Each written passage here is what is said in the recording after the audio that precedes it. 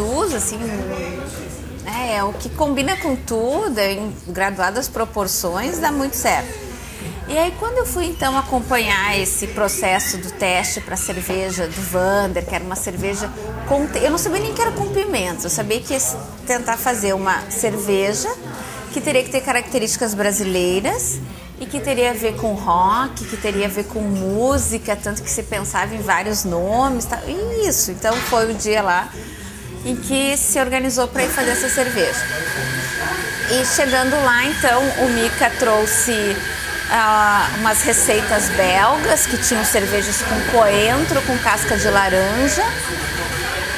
E aí começou a se testar vários temperos. E aí então eu disse, mas o que vocês querem? Não, a gente quer uma coisa mais com ardência e tal, que tem a ver mais com pimenta. Aí o que fizeram? Você pegou a cerveja base, né? E começou a testar e misturar vários tipos de pimenta que eles tinham. Só que assim, o pessoal que eles compraram, eles não são muitos de cozinhar, eles compraram primeiro pimenta moída, que já perde muito. Aí compraram a caiena e compraram umas outras que eram misturas de várias pimentas. E eu disse, a gente não vai conseguir uma coisa, é como usar um tempero pronto, né? Não vai conseguir uma coisa original usando um tempero pronto, uma mistura pronta. E aí se tentou então coentro, se tentou algumas coisas, mas se achava tudo muito gosto de cerveja importada, cerveja belga, sabe? As outras cervejas que tem outros. E aí, então não, a gente quer uma coisa bem brasileira, vamos tentar pimenta. E aí, ou ficava demais... E aí que eu disse, não, pimenta a gente não tem opções, vou em casa buscar minhas pimentas. E aí, então, que a história de ser uma coisa brasileira e tal, eu disse, qual é a pimenta mais brasileira? Qual é a pimenta que se tem no Brasil? Eu não sei o nome, é aquela mais comprida. Malagueta. Pois é, eu nunca tinha me feito essa pergunta. Mas assim, qual é a pimenta que a gente tem no pátio, em casa, e que todo mundo tem? A pimenta dedo de moça. E eu lembrei do Clô, que ele sempre fala que uma riqueza que o Brasil tem é a pimenta dedo de moça. Eu disse, não, vamos tentar. E eu tinha um pouco de pimenta dedo de moça desidratada, o que é interessante para pôr na cerveja, porque ela já está pronta para o uso. E ainda que a gente pode então usar essa, e foi o que nós usamos e foi o que deu certo, então. Que bacana. E essa questão, a cerveja artesanal, ela combina com o inverno, né? Por ser mais encorpada assim. Eu acho o seguinte, que no Brasil e nos países quentes, as cervejas pilsen, as cervejas mais fracas, que se bebem em maior quantidade, são mais consumidas porque elas matam a sede. Né? Elas têm mais água. Claro. Então, realmente, as encorpadas, a gente bebe uma quantidade menor. Então, talvez por isso elas combinem mais com o inverno. A gente tem essa sensação. Claro. E hoje, isso é bacana, tem gente que não sabe, mas a cerveja artesanal é uma bebida chique, é uma bebida bacana, é uma bebida para um jantar bacana que tu vai oferecer para teus amigos na tua casa, ou tu vai em algum lugar mais chique e tal. É uma cerveja hoje que está na mesa mais fantástica, né? A gente tinha aquele preconceito, claro, esse tipo de pilsen, essa cerveja mais simples não tem lugar nisso, mas artesanal não é chique quem bebe cerveja, chique é pedir vinho. As pessoas aliás, falar em vinho, agora eu pergunto para ti, por quê? Porque eu já tomei um vinho maravilhoso lá na casa da Veloci, tu não lembras disso, porque eu sei que a Veloci, ela tem, ela e o Pivato, uma adega muito bacana, tem vinhos muito chiques lá, sabe, Magalho, muito bacanas mesmo, eles têm bom gosto para vinho. Tu gosta de vinho também, mas eu sei que tu gosta pra caramba de champanhe, isso eu já tô sabendo. Eu adoro champanhe, vinho, acho que os dois têm seus espaços, assim, dependendo da comida, ou até uma entrada com champanhe e tal. Mas antes de eu falar nos vinhos, que realmente é a minha preferência, eu vou falar de uma cerveja. Eu fui certa vez um congresso em Gramado e recém tinham lançado uma cerveja Bock, que não sei por que cargas d'água não colou. E era onda, assim, tu olhava em todas as mesas do bar, do hotel, todo mundo estava tomando uma Bock. E era uma cor vermelha, bonita, e eu pensei, vou ter que experimentar, né, porque eu não posso ficar fora, assim. E realmente é uma cerveja gostosa, assim, cerveja, né? Mas diferente, com um sabor bem, assim, pesado, encorpado, uma cerveja diferenciada. Mas, né, eu moro numa região que o pessoal entende muito de cerveja. Na nossa região, eu não lembro de ter visto essa bock aqui, por aqui, assim, de estarem tomando normal, né, de acompanhar um jantar e tal. E foi, eu acho que teve, pelo que eu conheço, assim, teve uma duração bem pouca essa cerveja, acho até pela peculiaridade das regiões que são. Eu lembro que saiu como algo de inverno, né? Eu lembro de alguma coisa assim. E sim, eu que não sou uma tomadora de cerveja, achei interessante, experimentei, gostei e tal, mas a minha praia é vinho mesmo. No próximo programa, então, eu convido vocês para degustar cerveja na minha casa. Ó, então já sabe. Já sabemos. O grupo da Magali, da Veloci, com a Adriana e tal, é uma vez por mês. Cada quinta-feira que a gente grava e vocês vêm na sexta-feira, a gente tem um grupo fixo. O da Magali, então, a próxima gravação, já sabe, né, Veloci? É na casa da Magali e nós vamos falar sobre essa questão das bebidas, essencialmente. Vamos falar sobre a questão de café, cerveja, e aí vamos fazer uma degustação de cerveja. E não vai ter ainda a labareda, né? Não, mas vão ter outras. Terão outras, tá bom. Mas sobre vinho, vinhos, vamos lá.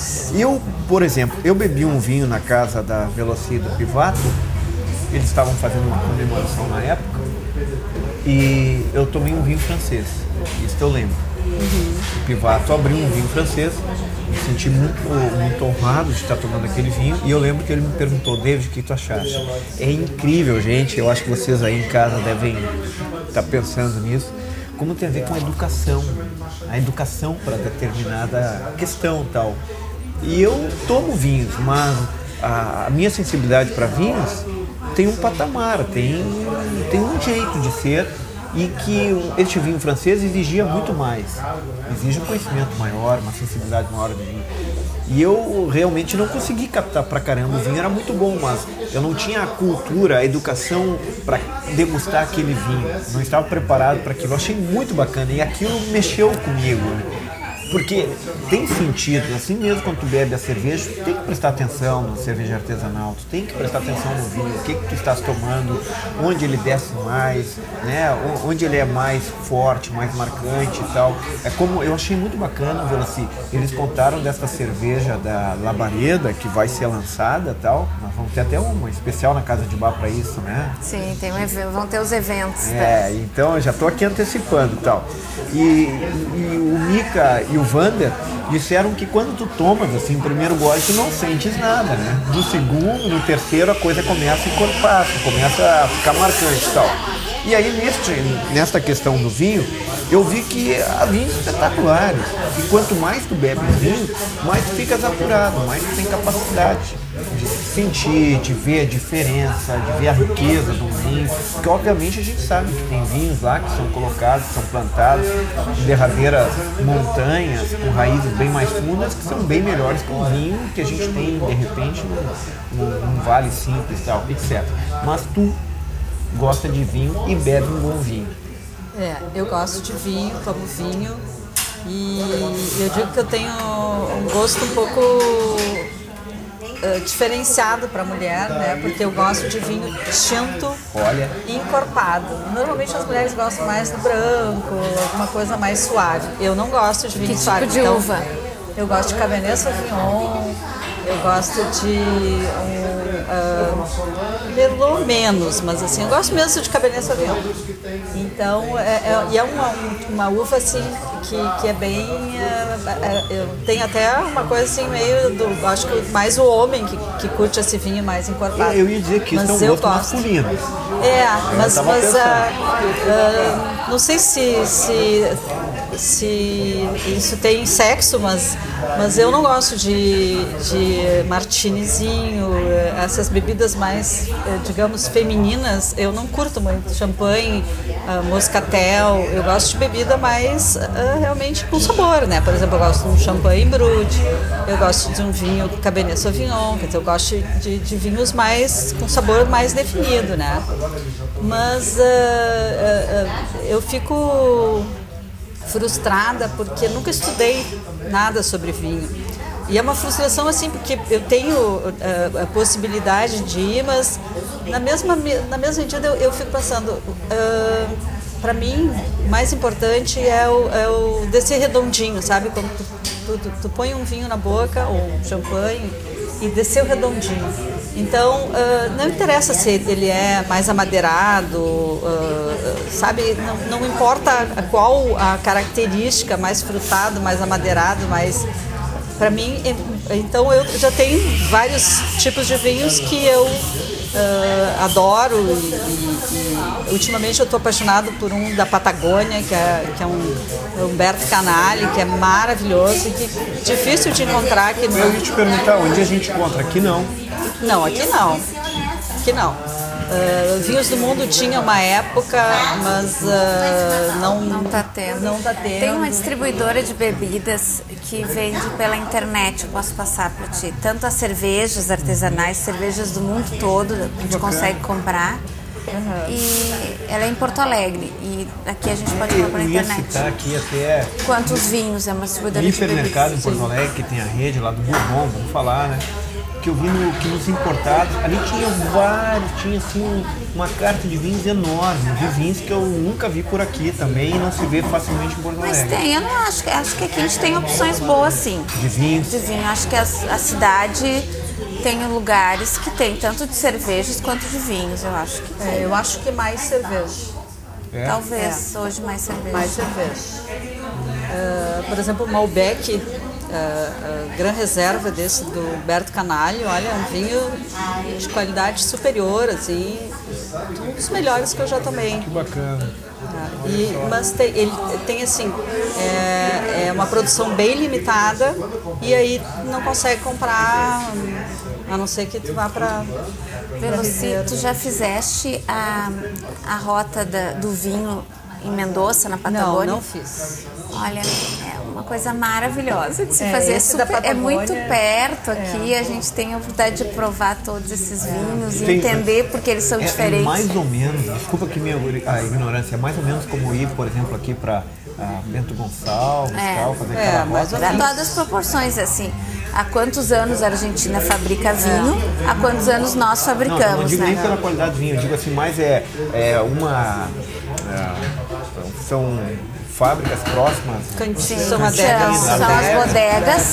Mendoza é uma cidade que é muito quente, tanto que em Mendoza tudo fecha ao meio-dia e abre às 4 da tarde. É bem europeu. Eu falei fábrica, sabe o que eu queria falar? Vinícola. Tá, então tudo fecha porque é muito quente e ela é irrigada pelas águas da cordilheira. Ah, que coisa bacana. Então isso faz ter uma uva de uma qualidade ímpar. Então tem muitas bodegas e eles exportam para o mundo inteiro. E aí do outro lado da cordilheira, então é Santiago do Chile, né? Não é bem Santiago, logo em seguida é Santiago, que também tem uma produção imensa de vinho, que aí tem características um pouco diferentes. As uvas que se adaptam melhor no Chile não são as mesmas que se adaptam tão bem do lado de cá, né? Aliás, isso, Magali, a Argentina, por exemplo, a gente vai ter que ir para o intervalo, mas antes de irmos só, engraçado que o Chile tem mais presença, pelo menos em vinhos aqui, do que a Argentina, né? No Brasil, isso. No Brasil. Vamos para um rápido intervalo, voltamos daqui a pouco, até mais.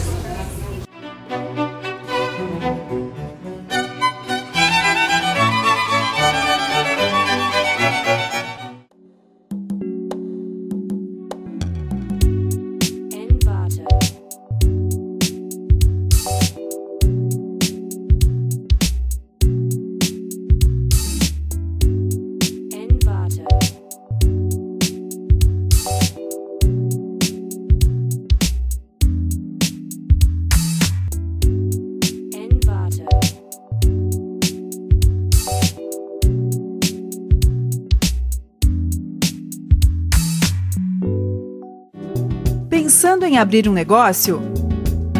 Precisando de mais espaço para a sua empresa? Acesse o site da Renner Imóveis e escolha o imóvel mais apropriado para a sua necessidade. Clínica Dr. Bruno